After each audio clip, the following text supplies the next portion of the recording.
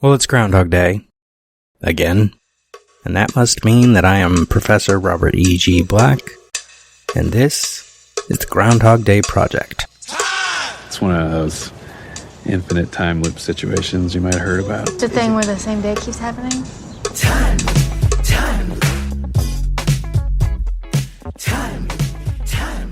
I wake up every day right here, right in Punxsutawney, and it's always February 2nd. The last revision is what counts, apparently. I am going to do season 3 and actually get through the whole movie. That's the plan. If you've been listening to the show, season 1 had guests, and it was taking a while to coordinate. Logistics were difficult for me, arranging schedules, all that stuff. And so I took a little break, came back for season 2, was doing it just by myself. The problem is I was a little deliberately disorganized, and it was getting to a point where the show could go on indefinitely. There would be talk about a minute of the movie, and then I would do an episode about something related to it, or I'd do an episode where I read an old blog entry. And things would get a little repetitive and wordy and long. I know the last episode I had put out was, at the end of it, I promised I was going to go deal with the blog entry about all of the goofs on IMDb. When I recorded part 1 of that, of probably 3, because it was going to get a little long and long-winded, I realized I was rambling. It was a messy structure. And while I liked it, and I liked the idea of doing the show indefinitely, I was also getting a little impatient with myself. It's part of my ADHD brain, is that I like things but can't necessarily keep up with them as I would like to. So I want to finish the movie so that I could potentially either move on to something else, or maybe season 4 will be coming back to the format of season 3 and continuing, or season 2, and continuing where I left off. But this season 3 is going to be a speed run. For this first episode, I'll try to keep it short, but there's not a lot to say about the first minute of the movie. We get some opening credits, we get the title, we get the first line of the movie. Somebody asked me today, Phil, if you could be anywhere in the world, where would you like to be? We get the answer in minute 2, so we're not getting a lot of content. What we do get is a lot of clouds. I know Ryan Gilbey in his BFI book about the movie he describes, I forget his phrasing, and I'm not at home. If the sound quality is different than usual, it's because I'm currently in a classroom where I will be recording some of these early episodes at least. But Ryan Gilbey describes the clouds as being kind of cheesy, and I think he calls them cliched. And they are in a little bit. Showing the passage of time by showing clouds going by is cheesy. I think it works for this movie, though, because it gives us this sense of something mundane and generic. We all have a sky with clouds we can look overhead, and these are moving, so that does show the passage of time. But also, it's not just one shot of clouds. It's clouds moving in one direction, and then it fades into clouds going in a different direction. And then it fades into clouds going another direction. And I think it does this 4 or might have been 5 times, where it switches from different shots of clouds, which I think expresses something about, like, Paul Hannum's Groundhog Day effect, or even just, life, is that it is the same things over and over and over, and that is part of the problem in Phil's life in this movie, and maybe your life listening to this, is that things repeat, and certainly my life talking about this, is that some things repeat so much in your life that you can get tired of them, or you can forget what they look like. How many times have I driven? I'm an adjunct instructor in communication studies. How many schools have I driven to over the last decade plus? How many different freeways have I driven on in my life? How many roads? And because most of them have been around Los Angeles, how many of those roads have I driven over and over and over in such a way that I don't even pay much attention to how I'm driving them anymore? I disagree with Waze sometimes. Waze, the app on my phone. And Waze will tell me, like, just a couple nights ago, I was driving home from seeing in-concert version of Pump Up the Volume, the musical. And we were driving home, and it was like, take Vine. And I'm like, I don't want to take Vine. I don't like turning right off of Vine and then immediately having to make a U-turn to the left to get on the freeway. So I turned up Cahuenga. Problem is, Cahuenga was then, as I saw on the map as we got closer, was going to curve over into the Hollywood Bowl traffic. And so I did end up having to turn and go over to Vine anyway. But I will do that kind of stuff where even when I'm using Waze to tell me where to go, I will disagree with it and go a different way. Which might be the story of my life, really. I did the blog in 2013 to 2014 and then continuing 3 other years. The first year was watching Groundhog Day every day and writing about it. The average entry was 1,400 words. So it was a lot of words about Groundhog Day. I can't do the math in my head at the moment for that, but also I wrote about Groundhog Day at least once a month for the rest of the blog for 3 more years. And I've done however many episodes of this show already. I'm a quotable expert about this movie.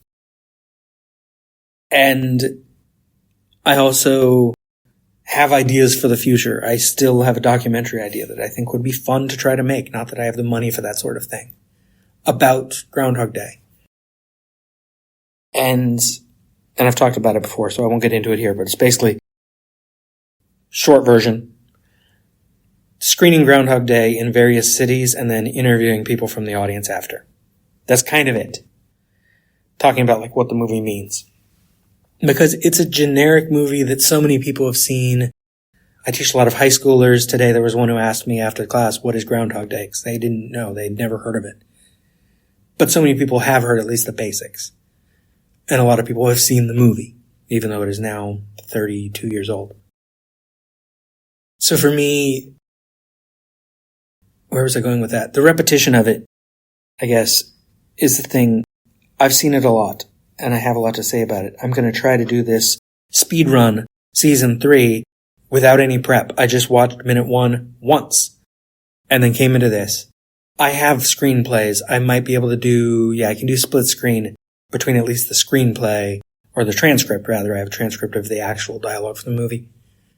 Open up that on half my screen while recording on the other half on my iPad, or I can get out my phone. But I really don't want to bring in a lot of sources. I could reference Ryan Gilbey by name and Paul Hannum by name because they're things I've talked about a lot. I can remember some things from the commentary track from Harold Ramis, or things Danny Rubin has said when I talked to him back in minute 1 of season 1. And I've talked to him in person, and I've emailed him, or messaged through Facebook anyway. And we've talked back and forth a few times. And I've read his book, How to Write Groundhog Day. So I know some of his anecdotes. I know some of Harold Ramis's. I might know some of Bill Murray's, or Stephen Tobolowsky's. His are out there. And so I might bring them up, and I might get them wrong, because I'm not going to try to pull out sources, even though I have a lot of sources. I have copies of all but one draft of the screenplay, because technically the second draft is not available. Danny Rubin did a second draft that he says wasn't very good. I believe he called it not very good. And it doesn't really do a lot that wasn't already in the first or going into the third. It was just him making some changes that end up in the third draft, or what's called the second revision. And then there's the third revision, and then the final revision, or the shooting script, which if you buy a copy of the script online, it's usually that final revision, which still has some stuff that isn't in the movie. And despite some anecdotes from Tobolowsky, I think it includes a scene that was not filmed. It doesn't include a scene that was not filmed, which had a coworker who Phil had gone out with actually doing a curse that creates the time loop. Because the time loop does not have an explanation, should not need an explanation, because that's not the point. Hence the clouds. Coming back to what this minute is about, the clouds is the mundanity of everyday life. It is this basic thing that you probably don't even think about most of the times unless you're actually out on a hike or out camping and you look at the sky.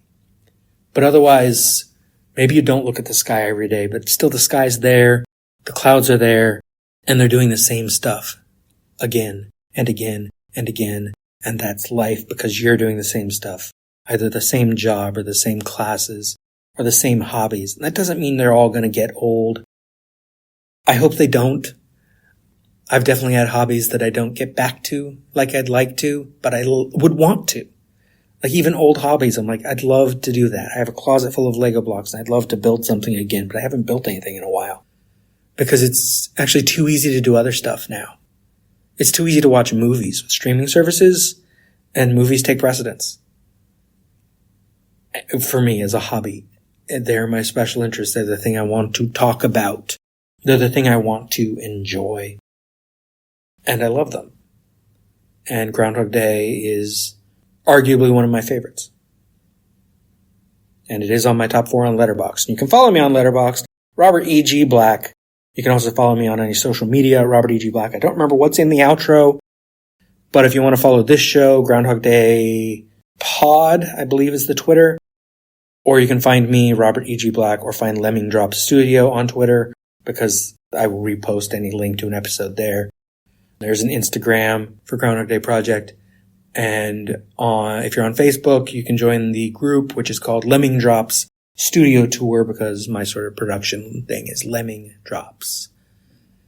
Or go to lemmingdrops.com, and you can find links to my various podcasts that I have done and other stuff I'm working on. You find me on Twitter, you'll hear me reposting a lot of stuff about politics. If that's not what you're into, don't follow me on Twitter. Follow me on Instagram, where I might share drawings or props I made for a musical. Or follow me I'm occasionally on Blue Sky, but I don't talk there much. But follow me on Letterboxd if you want to hear my opinions about movies, because I write at least a short review of every movie I watch now. And I've already watched 313 of them this year. And I am recording this on June 16th, so that's pretty good, and I might set a record over what I did last year, which was already a record for me. Because that's what I like. And so, in answer to the question Phil gets at the end of this, I'd want to be watching a movie, preferably with my family, my wife, my kids. I don't watch a lot of movies with them, because I watch too many movies and they aren't as interested. But being able to talk movies with my wife or my son or my daughters or anyone, I love that. So, that's minute 1. That's the speed run. Looks like the recording is going to be about 13 minutes. So signing off until next time. Watch more movies. Knew you were gonna say that.